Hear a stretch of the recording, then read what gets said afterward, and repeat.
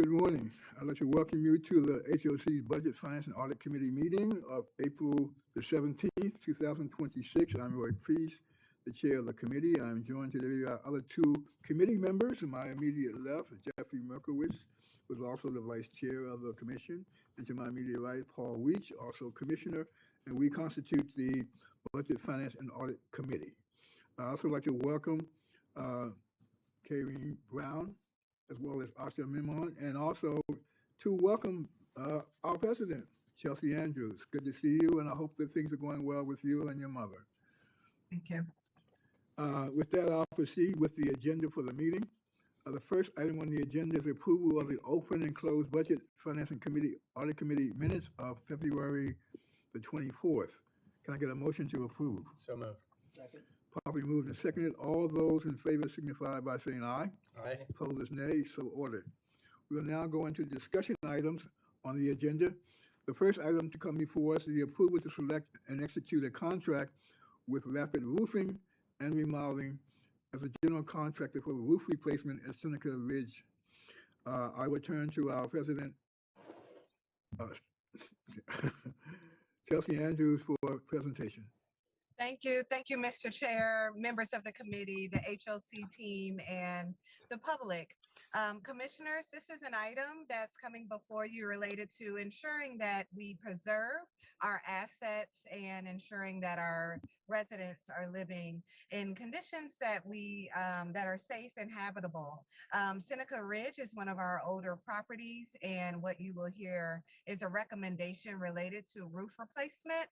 I also want to lift up and thank our county council, who has provided us with resources that we can leverage for these type of improvements to our properties. So you will see that we're making a recommendation to utilize the county funds that we receive for the roof replacement here. I'd like to turn it over to the asset manager that's leading this project, Aaron Smith, to provide more details. Thank you. Thank you, President Andrews. Good morning, Commissioners. For the record, my name is Aaron Smith, Asset Manager. Today, I'm presenting a request for approval to select and execute a contract with Rapid Roofing and Remodeling for the roof replacement at Seneca Ridge pursuant to IFB number 2026 IFB-21. Seneca Ridge is a 71-unit rental townhome community located in Germantown, Maryland. The property consists of 16 market rate units and 55 PBRA units serving households of 50% AMI. Seneca Ridge is owned within the RAD6 Development Corporation entity. The property was originally built in 1973 and converted from public housing to RAD in 2015 in order to preserve these units as affordable housing to county residents. Because of the age of the property and the limited scope of the renovations completed during the RAD conversion, ongoing capital investment is necessary to maintain the buildings and preserve the long-term viability of this asset. HOC's mission is best served through timely repairs, replacements that protect resident health and safety and prevent loss of units due to deterioration. For this reason, county CIP funding is recommended to support the roof replacement project. Next slide. In background, in 2025, Seneca Ridge began experiencing failures with its original roofing systems. Pradham and HOC's maintenance division both evaluated the roofs and concluded that they exceeded their useful life and need to be replaced immediately. Timely replacement is critical because continued deterioration could lead to leaks, water intrusion, additional building damage, and potentially resident displacement. Although Seneca Ridge underwent renovations during the RAD conversion approximately 10 years ago, certain capital improvements were not included in the original scope of work. As a result, county CIP funding is available and appropriate to support the necessary capital improvements that were recommended today. Next slide, please. For this project, HOC used the invitation for bid procurement method because of the scope of work was clearly defined and the price was a primary evaluation factor. Vendors were asked to bid on the same scope, specification, and contract terms. Eight firms submitted bids for the project. Bid amounts range from 343 to 883,000. While some firms submitted lower base bids, the analysis determined that certain bidders had significantly higher unit pricing for plywood replacements, which are essential to this project, which would create substantial financial exposure through change orders. Two firms were effectively disqualified from consideration. One firm confirmed that it did not fulfill the full scope of work in the IFB solicitation, while the other had compliance and performance issues on a previous HOC project. Rapid Roofing and Remodeling is recommended because they provide the best overall value. Their base bid was $497,100, and they offered the lowest potential exposure for plywood replacements at estimated approximately $62,400. They also demonstrated compliance with HOC works requirements and provided a balanced proposal that minimizes financial exposure and compliance risk. The total proposed budget is $658,920. This includes the base bid contract, estimated plywood replacement costs, and the HOC held contingency of approximately 7.8%. Although the property has approximately $297,000 in replacement reserves, $297,000, in replacement reserves, staff is recommending the use of county CIP funds because the project was not included in the fiscal year 26 property budget, and there are sufficient CIP funds available. Next slide, please. Staff is requesting the Budget, Finance, and Audit Committee recommend to the Commission, first, approval of the selection of Rapid Roofing and Remodeling as contractor to replace the unrenovated roofs at Seneca Ridge. Second, approval of a total project budget of $658,920 funded through CIP funds. This amount includes contract amount of $497,100 up to $62,400 for plywood replacement as needed, and the HOC held contingency of $99,420. Third, authorize the President and Executive Director to negotiate and execute the contract with Rapid Roofing and Remodeling to complete the roof and gutter replacement project at Seneca Ridge. There is no direct impact to HOC's operating budget, and this project will preserve an important affordable housing asset while reducing the risk of future building failures and resident disruption. This concludes my presentation. I will pause here for any questions. Any questions from members? Yeah.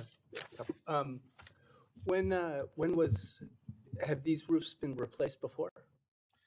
We had 5 roofs that we replaced last year, but prior to that, 5 out of the 71. Prior to that, no, these roofs are original. So not since what did we say, 1973? Yeah, Wow.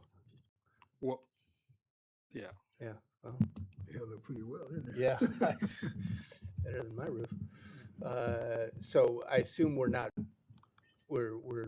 replacing the 5 then that we've already. No, we're not replacing the 5 that we did last year. Those were the most deteriorated roofs that really were leaking really bad, that we accessed the replacement reserve funds to replace that. But all the roofs are deteriorated, and the rest of the roofs need to be replaced. And there's a lot of large trees and overhang that cause, more deterioration to the roof. Okay. Yeah.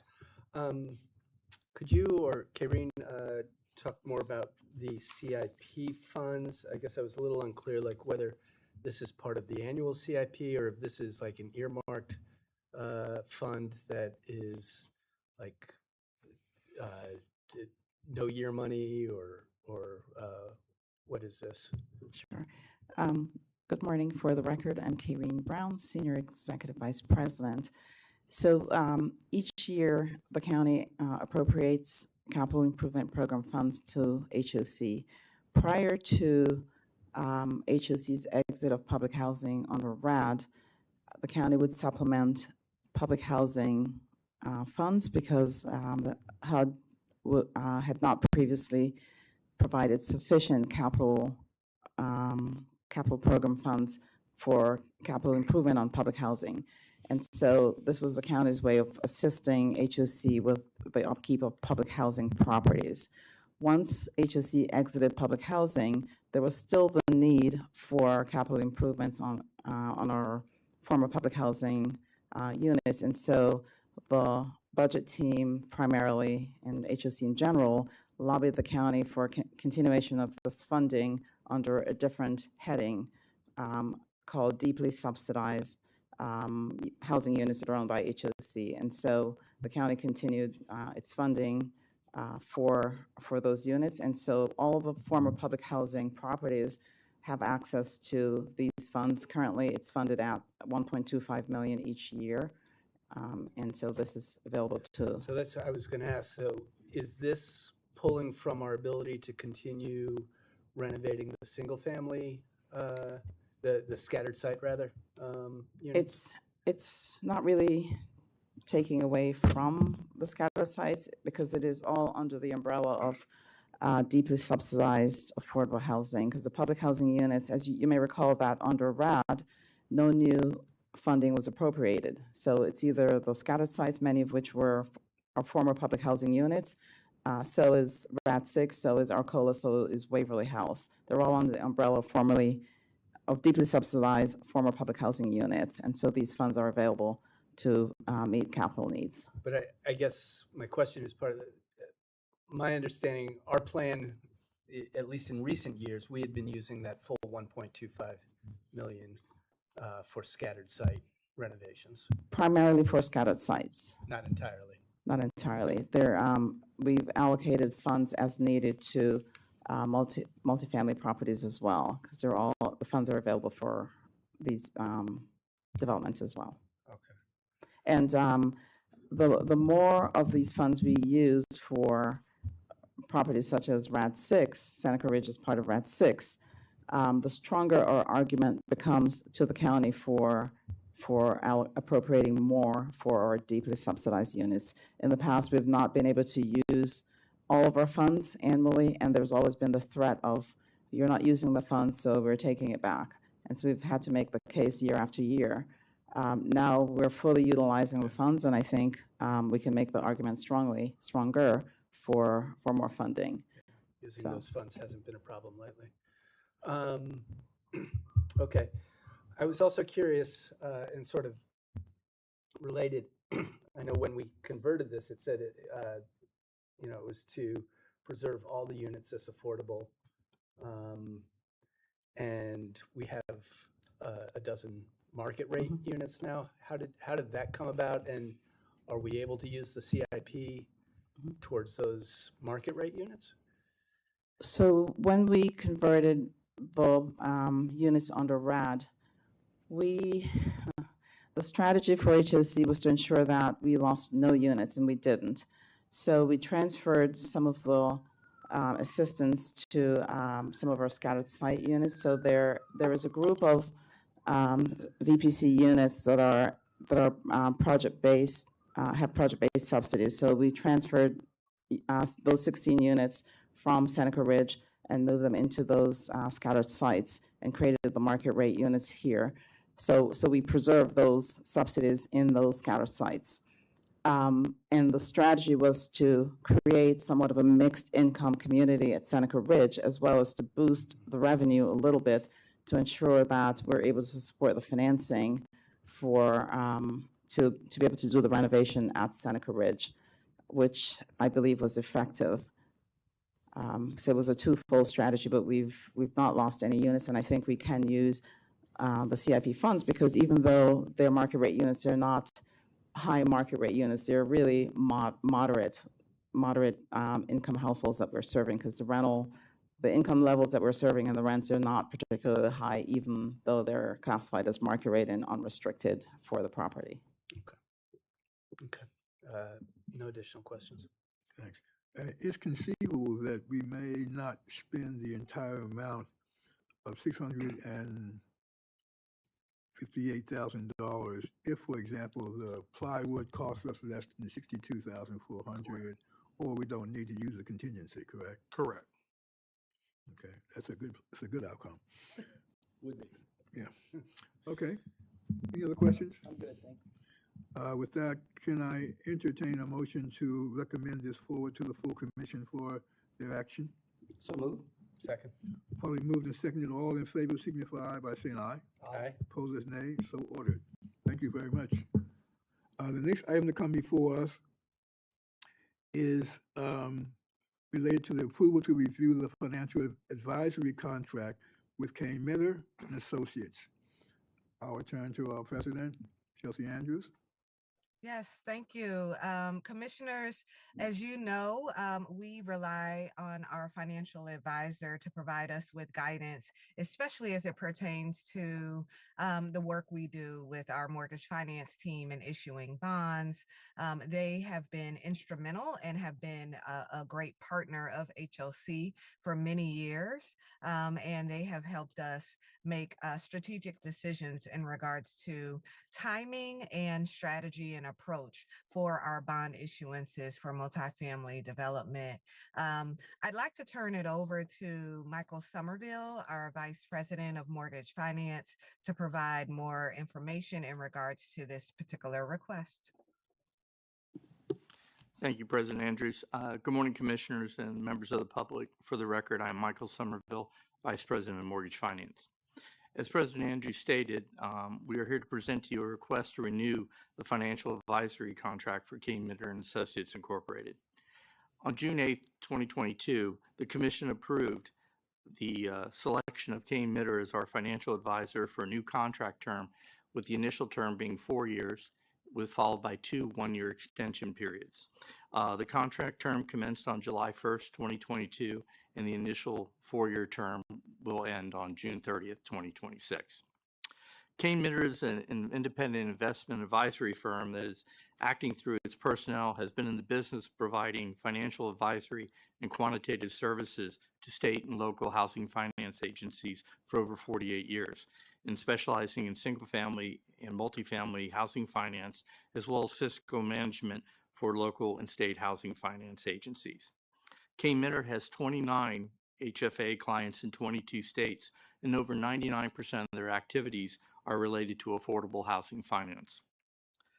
Since the beginning of the current contract in 2022, Kane Miller has represented the Commission on publicly issued series of taxable and tax-exempt bonds representing $544 million in securities. Moody's Investor Services has rated our bonds, which are issued under the Commission and the single-family indentures. The firm has provided a variety of financial advice to HOC, including on swap transactions directly related to the financing of our real estate development activities aimed at mitigating our interest rate risk associated during construction of developments. They also assist us with our audits and inquiries that come through from various entities such as the Internal Revenue Service and the Securities Exchange Commission. And they continue in matters involving continuing disclosures and rating agency reporting and reviews. In addition, Kane Miller has been steady in its guidance to HOC and with Moody's and its ratings to the Commission, its programs, and our quarterly reviews that Moody's conducts. They also advise us on our guaranteed investment contract, liquidity facility extensions, and general obligation analysis, indenture management, and cash flow in other financial matters. The staff remains confident in Kane Miller's representation of HOC as a financial advisor. This renewal has no impact on the budget in general, as Kane Miller is paid from excess revenues on our single-family indentures, as well as proceeds from each multifamily financing. So what we're asking, the staff is requesting that the Budget and Finance and Audit Committee join in its recommendation to the Commission to exercise the renewal of the financial advisor contract with Kane Miller for a period of 1 year through June 30th, 2027. With that, concludes my remarks, and I'll open it up for any questions. Any questions? And I can say that my experience in having worked with Kane Miller has been one that's been demonstrated they're a very impressive firm in terms of what they've been able to do. And we've been very successful in our bond activities over the terms that they have been advising us. So I'm very pleased to be able to support this recommendation. With that, can I get a recommendation from the committee to recommend this forward to the full commission for approval? So moved. Second. Properly moved and seconded. All those in favor signify by aye. Aye. Opposed, nay. So ordered. Thank you very much.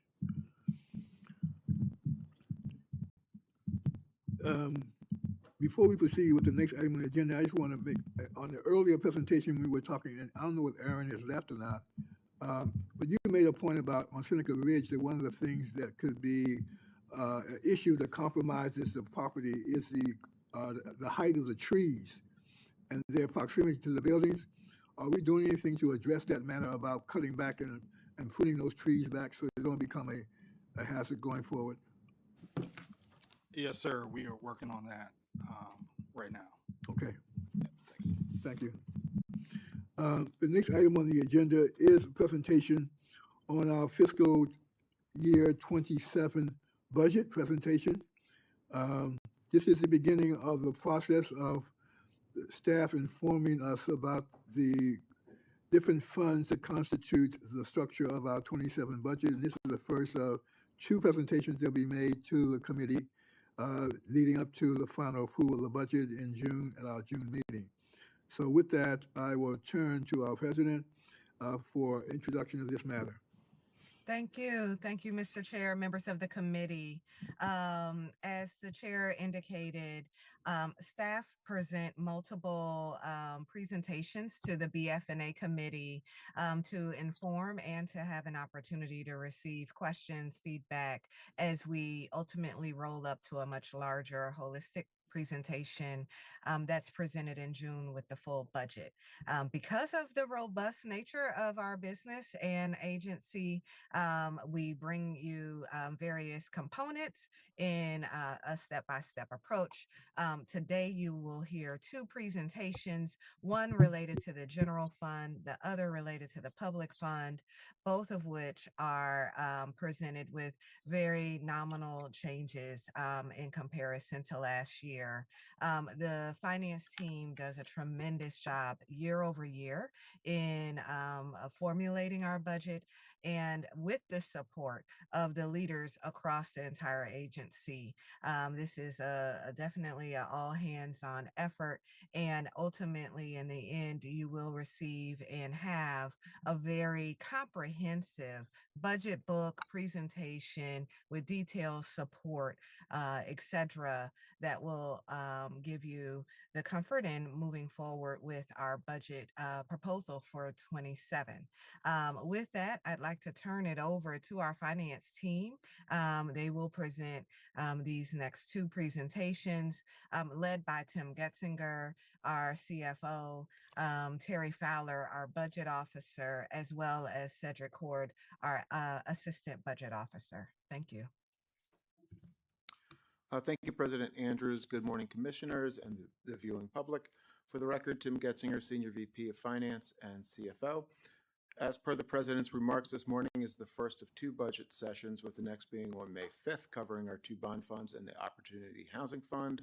Today, we'll be discussing the Public and General Fund, and as a reminder, the General Fund consists of the basic overhead costs for the agency and is expected to operate at a loss. As a recap, on April 8th, we presented an overview of the President's recommended budget and are working diligently to provide to the Commission and public the recommended budget book.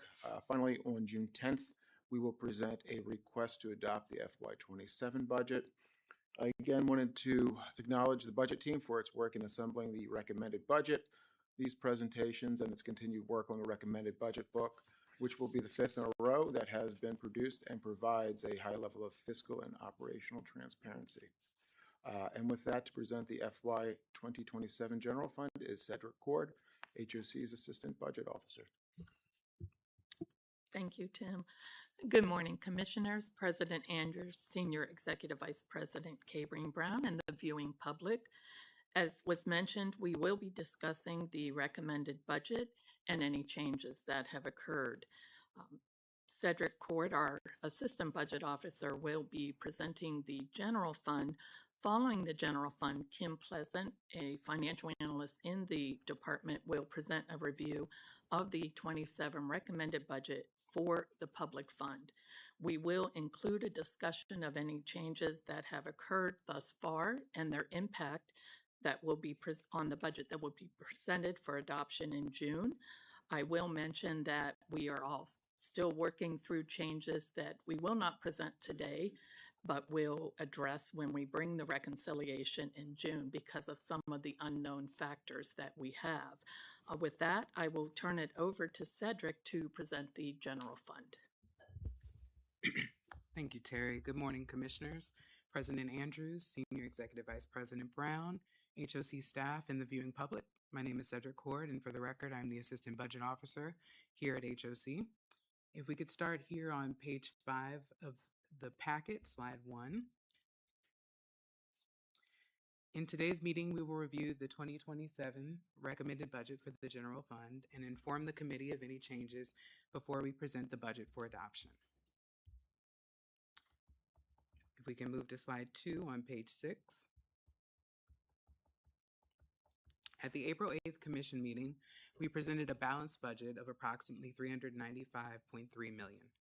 Please note that the budget is balanced with a draw of approximately $4.63 million from the General Fund Operating Reserve. This presentation will focus on the General Fund highlighted here. We can now move to slide 3 on page 7. This chart reflects the source of funds received in the General Fund. The total source of funds is $40.2 million, which is comprised of fees for agency overhead of $16.29 million, or 40.52% of the total revenue, development corporation fees from the properties of $4.22 million, or 10.49%. Depicted in the gray shaded area are the fees for service that are generated by real estate and mortgage finance of $6.33 million, or 15.75%. Transfers of $7.12 million, or 17.72%. FHA risk sharing of $1.15 million, or 2.86%. Miscellaneous and interest income of $461,000, or 1.15%. And finally, the draw from the General Fund Operating Reserve of $4.629 million, or 11.51%. If we can move to slide 4 on page 8. The total use of funds is $41.3 million.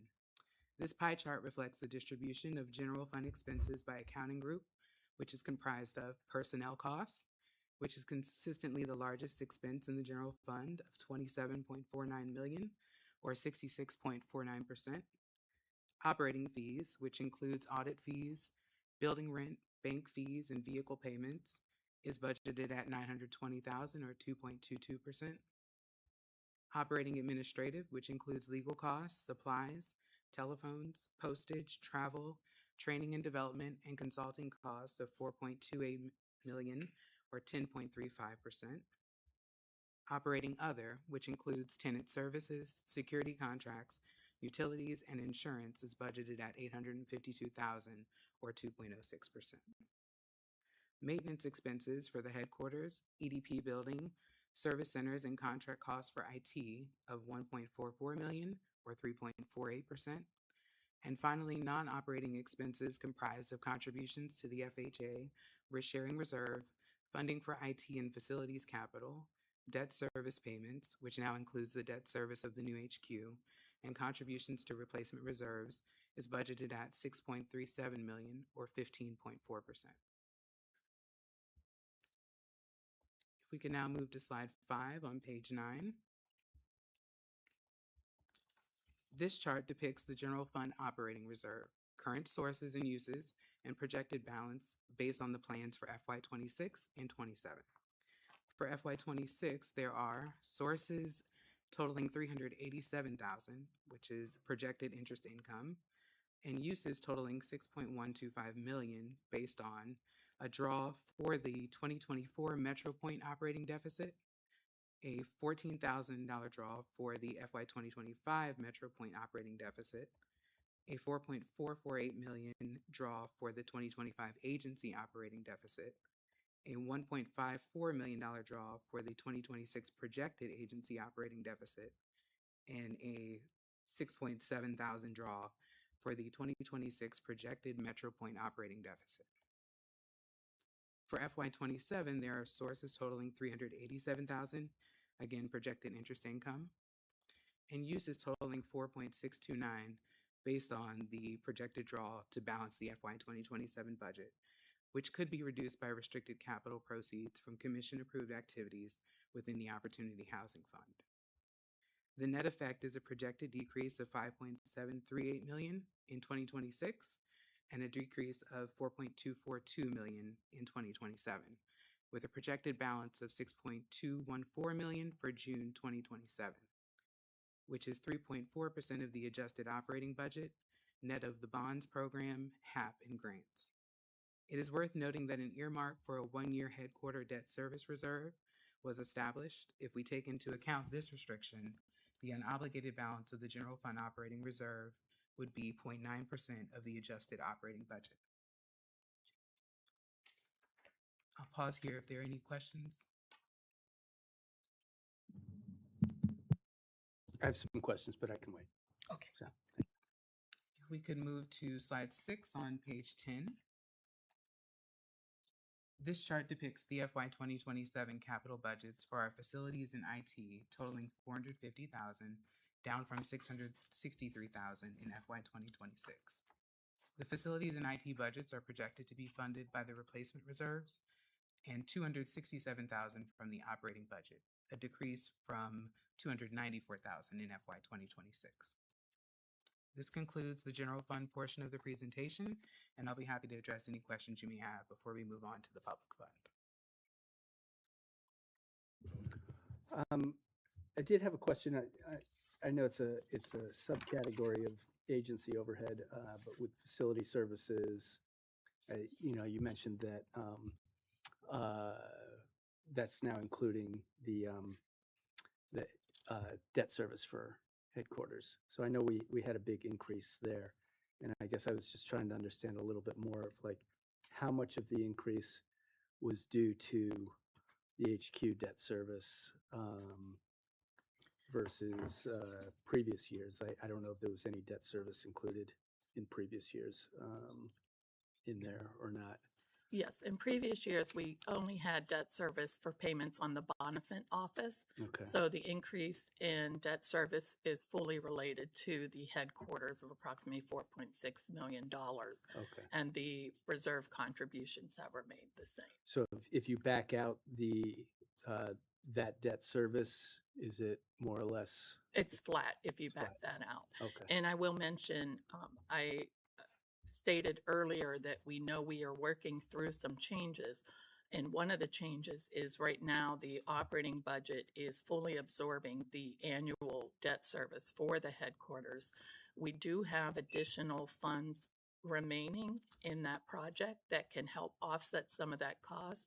And we're working through that final amount. So we do envision that that will reduce the shortfall that is presented here today. We're also looking for other alternative sources other than the general fund operating reserve towards the agency shortfall.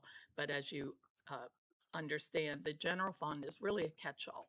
Yeah. You have your overhead cost of the agencies, and then you have monies coming from your revenue generating divisions, primarily our properties through cash flow and payment to overhead, and our housing choice voucher program. Because of changes that may occur in those, we won't know the final impacts to the general fund until we have worked through each of those, as well as the fees that we receive for services provided by our mortgage finance and real estate divisions.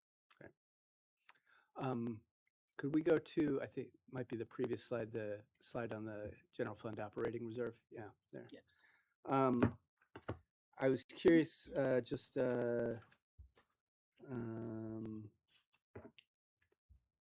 so, why is FY24 and FY25 Metro Point numbers included in the FY26? The actual draws to cover those were not made prior to June 30, 2025. Therefore, because we're doing a reconciliation from a cash balance at that point to the end of the year, there are old approved draws that had to occur. And so since we're reconciling the full fiscal year change, although those are prior deficits, they had not come out of the cash balance. Yeah. And are we not projecting anything from Metro Point this year? Interesting, and I'm glad you asked that. For the first time since its inception, Metro Point Development Corp is currently not projected to operate at a deficit. That's a milestone. Yes, So- and I'm glad you asked the question because I wanted to have the opportunity to mention that. Yeah, good. No, thank you. We Oh, will just start lost our checking because I think screens. we have lost our signal. Yeah.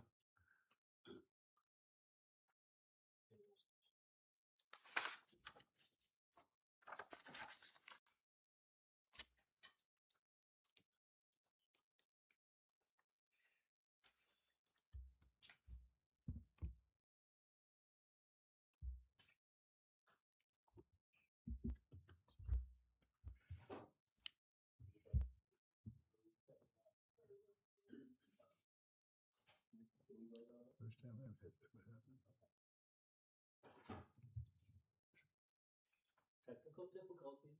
Are we still live streaming, or is we just not receiving?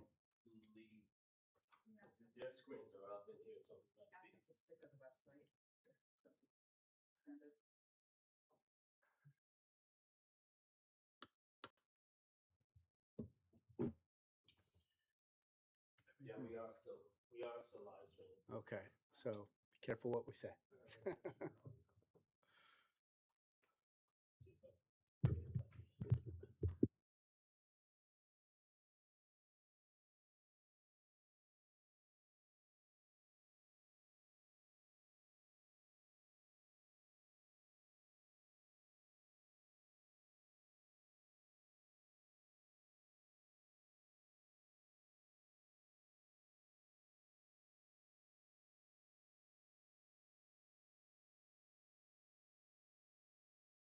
May we resume?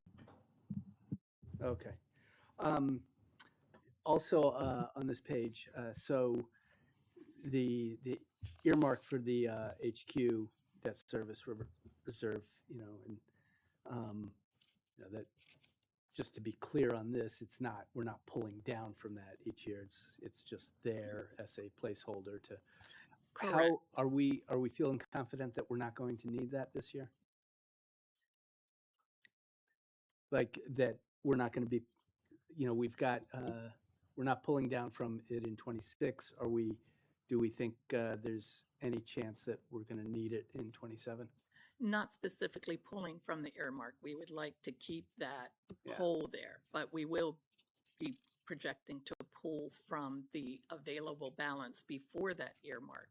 We don't know what that final amount is, and we are exploring other options Yeah. for sources for the budget, including approved activities in the Opportunity Housing Fund for Yeah. restricted funds. No, and I know we're looking at that, and so that would be great. I'm just trying to think like, okay, if we end up needing that, we are cutting that cash balance. Like, In essence, very close. because we're drawing projecting the 4.6 now, we're covering, you can almost say we're covering that above the line. Yeah. However, we're looking at other resources. Right. It is our goal to always have that earmark available as well as a sufficient operating reserve. But with some of the unknown factors we're facing with lease enforcement and unknown information from HUD, especially as it relates to the Housing Choice Voucher Program, we're very cautious at this time. Good. Okay. No additional questions. If you could turn to the last page, was on the capital fund. That one, yes. Now, we provide a capital budget to the county as part of the county funding they give back to us for capital projects, correct? For And some of our capital work. I'm just So trying to understand, are these projects that are cited here, for example, East Deer Park and headquarters in Bonifant, they're not included in the capital budget request that we've made to the county? No, that capital budget request specifically for improvements is related, as Ms. Brown mentioned earlier, to improvements in our affordable units. We do sometimes ask for funding for other large projects. In the last year, we received funding through the CIP for security measures at Cider Mill, but we have not requested support for headquarters or office improvements. Because normally we try to fund capital investments we can out of the reserves for the property. Correct. Okay, thank you. And then in addition to the specific property reserves, we also have the Opportunity Housing Property Reserve, which is a central supplemental reserve for our property capital improvements that is governed by the commission. And when we bring Opportunity Housing to you, we'll be showing you the amount we are projecting to draw above the available reserves at our properties to support the budget being presented. You know, one of the things that created the sort of national problem related to conditions of public housing had to do with the underfunding of capital projects as long as I can remember.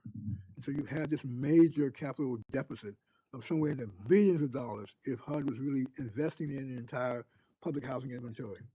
And we want to make sure that we are never in that position where we can't afford to maintain the quality of our properties. Correct.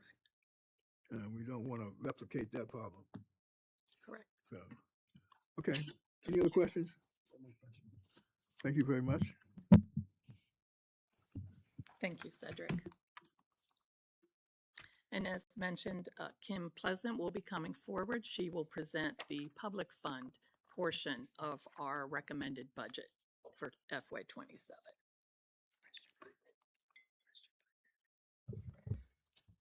Thank you, Terry and Cedric. Hello, Commissioner, President Andrews, Senior Executive Vice President Brown, HOC staff, and the viewing public. My name is Kim Pleasant, and I'm a financial analyst in the budget office. Can you turn to slide 1, please, on page 6?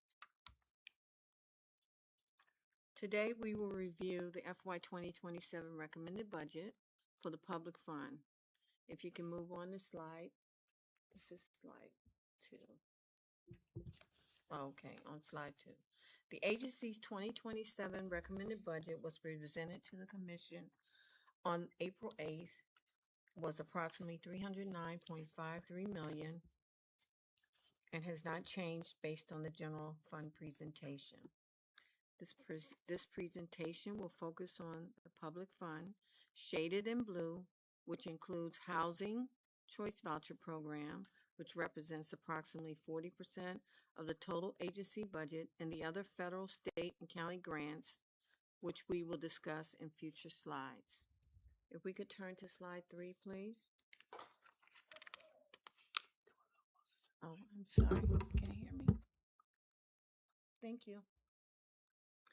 On slide 3, the chart is showing a 5-year history of the Housing Choice Voucher Program, better known as HCVP, including a summation of the changes made to the 2027 recommended to the FY 2027 revised budget.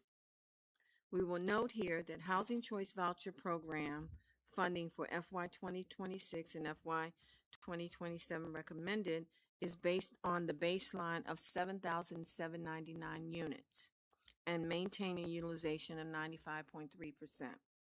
Because it is still unclear if HUD will provide inflationary increases for the HAP funding, the budget projects no growth in utilization, replacing only attrition 1-for-1. The recommended budget projects funding using a 99% proration and 0 inflation.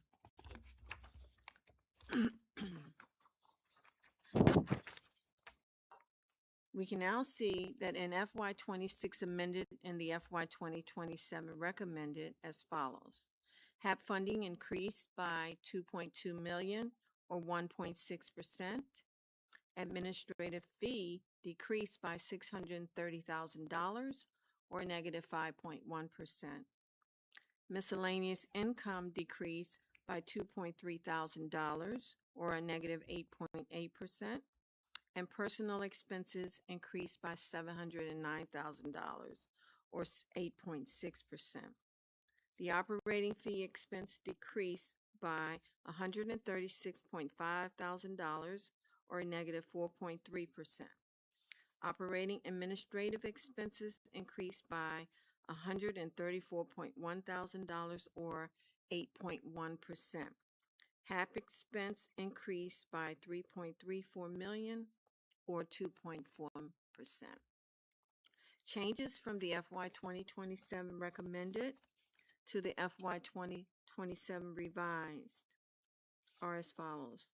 The revised budget was based on the updated CY 2026 rate increases for admin fees maintained at the current HUD proration of 88%. Administrative fees increased by $655,000 or 5.6%. Operating fee expense increased by $131,000 or 4.3%, and the net effect is a decrease in the administrative shortfall of approximately $524,000, which will decrease the projected draw from the admin reserves unrestricted net position, or UNP, by the same amount. Moving to slide 4 on page 9, please. The distribution of the non-HAP expenses which are funded. Okay. Thank you. The distribution of the non-HAP expenses which are funded by the administrative fee received from the program are as follows. Total expenses without HAP is $13.7 million. It consists of personnel totals of $8.9 million or 64%, operating fees total of $3.1 million or 23%, and other administrative expenses totaled $1.79 million or 13%, which includes inspections, consulting for systems, credit checks, program advertising, rent reasonableness and utility allowance determination, credit and criminal checks, printing, posting, office supplies, and other miscellaneous administrative expenses. Could we adjust the size of the slides so that the entire slide can be viewed, please? Thank you. Please move to slide 5 on page 10. Thank you. This chart shows a 5-year history of the federal grants. Federal funding, excluding the Housing Choice Voucher Program, previously discussed, decreased by $983,000 or 14%. For the FY 2027 budget, based on the following, the Fatherhood Program grant was not funded in the last round of grant awards, which resulted in a decrease of $998,000. The McKinney grants budget assumed a $5.25 million budget with no increase from what was received in FY 2026. The Ross grant assumes a budget of $613,000, reflecting an increase of $15,000 or 2.5%. Now we can move on to the state and county grants on slide 6, page 11.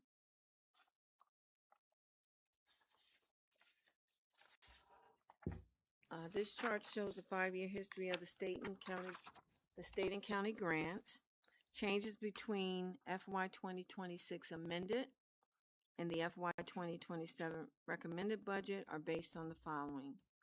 The state grant increased by $409,400, which includes the Maryland Emergency Food Program increased by 2.97,000 or 58.1%. The statewide voucher program increased by $406,400 or 25%. The county grant increased by $378,800 or 4.1%. And the closing cost funded has decreased by $614 or a negative 0.3%.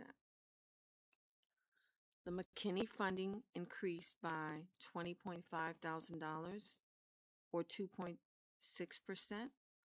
Funding for the recordation tax programs increased by 3%.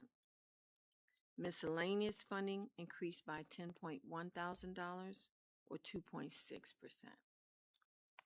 Moving on to slide 7 on page 12.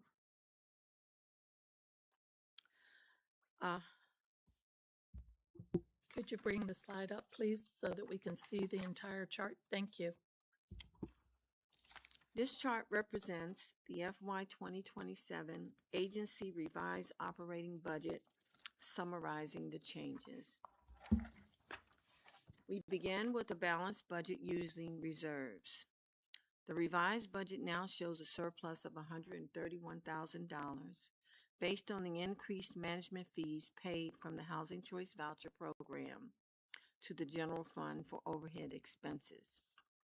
It is worth noting that the net effect of changes in the Housing Choice Voucher Program resulting from increased administrative fee income in the Housing Choice Voucher Program offset slightly by an increase in management fee expense was based on an adjustment to the budget draws from the administrative reserves for the program costs. Staff will present recommendations for any surpluses or deficits in the May 5th BFNA meeting. I'm happy to answer any questions you may have. Questions? I have one question just about the emergency housing vouchers. I know those are scheduled, or the funding for that is scheduled to terminate at the end of this calendar year. And I'm wondering how, like, I guess when I was looking at some of the documents, it looked like we were still showing funding and payments kind of equal, and I wasn't sure how that was being captured in terms of what's the source of those funds at that point? That is one of the changes we will be making going forward. There are several changes for the Housing Choice Voucher Program. As recent as Monday, HUD distributed a memo saying now proration is 100%. With the estimated inflation factor, but no indication of what that inflation factor might be. Mm-hmm. In addition, our mainstream program is going to be shifted into our baseline, and that is something that they do regularly with additional programs. After a few years, they roll them in. We have not received guidance yet on that. I was going to ask about, because the mainstream is also showing that. Yes, and so what will happen, typically they will increase our baseline, but we by the number of allotted units, but we have not been given clear indication of that. And since we had those changes, we're going to roll all changes as once. And you're correct, sunsetting of additional funding for the emergency housing vouchers is projected to end after December 26th. We currently have 85 participants. The number of participants that still exist in that program at the end of the calendar year will be absorbed through attrition into the funding we receive for our main program. So the second half of fiscal year, there will be no additional funding for that. We don't yet know how many participants that will be. With the 85 and our current attrition of about 57 participants per month, it'll take approximately 2 months to absorb those participants into the baseline. But there are so many other unknown factors that, as opposed to keep doing it piecemeal, we want to roll all of that information in with a full explanation of those changes when we bring the proposed budget in June. Got it. Thank you. Oh, Just a quick question. Did the notice on Monday give us any guidance from HUD on timing? Like, will we They say still have spring. these uncertainties when we go to June? Yeah, they say spring, Mhm. and this is new. In the past, they've always told us we're assuming X percentage of inflation. And we have reached out to numerous offices at HUD, and no one is sharing any information. Typically, they will also, when they tell us what we're getting, because they have been telling us our funding through May of this year, but they have not been giving the schedule that is typically provided that shows you how they calculated that funding. yeah. You know, it seems that in the past, HUD was pretty consistent in when they gave you instructions that affected your budget. So now it's become the housing choice voucher program has become as volatile as some of the other areas Correct. of the budget because of just the information that HUD puts out periodically and instructions and guidance they give you. And then you look at the budget, you're sitting and you look at the budget submitted by the administration that goes into HUD, you kind of start wondering, why, my gracious, what's that going to mean going forward? Right. As we look at forecasting how much money is going to be available for the voucher program, and then you add onto that these working requirements and longevity for eligibility for people in the housing choice voucher program, it's somewhat frightening. Correct.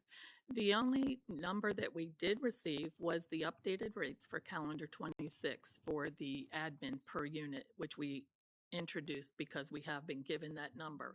Yeah. But you are correct. Usually by now, we have been informed of an inflation factor. It's subject to change going through the year based on what is happening, but at least we have a starting point. And this year, we just don't have that. One other program I do want to mention, the McKinney programs, as you saw on the slide, right now we have a 0% inflation factor on those. Typically that grows by 3%. However, continuum of care programs are still subject to approval. So we have assumed that the program will continue, but we were conservative in not assuming an increase because we do not yet know what the outcome will be for those programs. Yeah. Any other questions? I want to thank you for your presentation and thank you for having heard information about both the general and public funds today. Yes. And we look forward to coming back before you on May 5th. We will have changes to introduce at that meeting as well, and we're diligently working through those. I do want to mention, Mr. Getziger mentioned the budget book. The budget book has been developed, but we're doing the final last proofing. And as with any 204-page document, you find something you missed in the first 10 times you reviewed it, a period missing or an extra period. So that is the stage we are in. And we are looking forward to sending that out to you either electronically this evening or over the weekend. Well, I don't have I say I always review 11 times. So. Yeah. You know, I sat last night and put it all together thinking we were there and look at the combined document and something just hit you in your face. And you, not content, not the numbers, but. Well, we certainly appreciate the budget book. I mean, it is an informing document in so many different ways. And we look forward to getting that, filling out empty time that we have to read 204 pages. Okay. Thank you very much. Thank you. Thank you. Thank you, team. Thank you, commissioners.